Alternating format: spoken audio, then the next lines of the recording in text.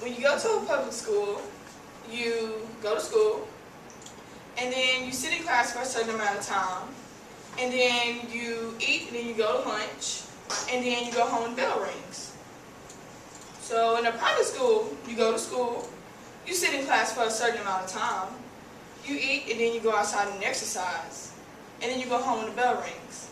According to Dr. Benjamin Stickle, which is a professor in the Criminal Justice Center, he said that that is basically the difference between private and public prisons.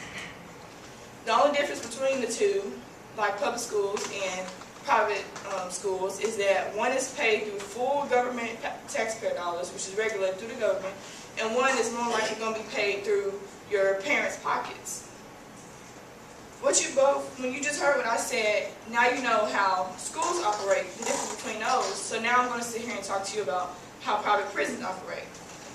While I was doing this research, I looked at plenty of articles, I had an interview with Dr. Stickle, I read books, and I actually, in class one time, and this was the actual topic, and then we researched upon. Today I would like to inform you about how private prisons operate and how the financial aspect plays a big role in private prisons. So first, let's start with the operation of private prisons. The way private prisons operate is basically takes the financial burden off of the government. One of the most known companies is CoreCivic. They basically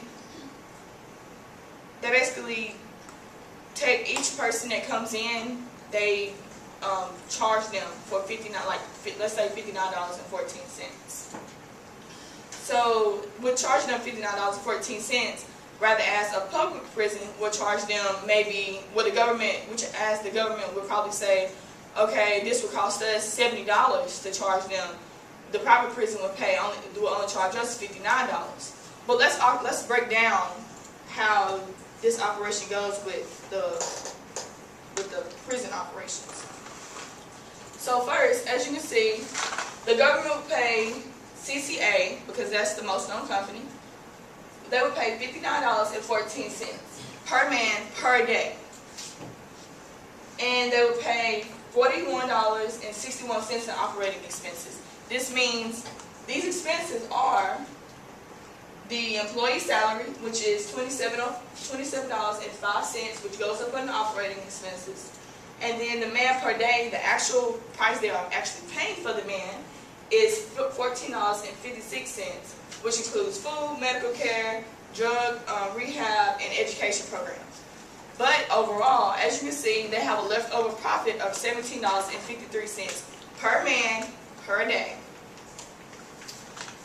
So let's go into the financial aspect of private prisons. This is the main conversations throughout private prisons, and it's been brought up plenty of times. So I'm going to inform you on the true facts of it. According to Wall Street Journal, in 2017, they made $1.77 billion in revenue, and they had to pay out, which is expenses, and $1.57 billion, and they made a profit of $1.92 million. As you can see, going down the line, this is a consistent profit that they have made, and if you round it off, it averages to about a $2.0 million profit that they make every single year. This is not only just for every single prison, this is for the CCA's prison companies that they run in all. So now let's talk about their stock prices. A lot of you don't know, CCA does have a stock price. It's $21.90. It changes every day, so excuse me. It's $21.27, and it hasn't fluctuated much except for the year 2016. This year was a wild year because this was when Obama's Justice Department and two Democratic challengers said that they were going to do away with private prisons. So when they said that, of course, if you were a stockholder or shareholder and you put your money in something, then somebody ups and says, somebody with authority and power says, oh, we're going to do away with private prisons, you would take your share out. So as you can see, they made this announcement in August, in the mid-August, and so as you can see, the prices dropped down and they came back up started in January 17th. This is when President Trump was coming in and was elected for office. And he had said, he was talking a lot about immigrants, and so that's when they're stocking back up because they decided that they're probably going to need more space for immigrants or something. In conclusion, you've learned how private prisons operate by head count.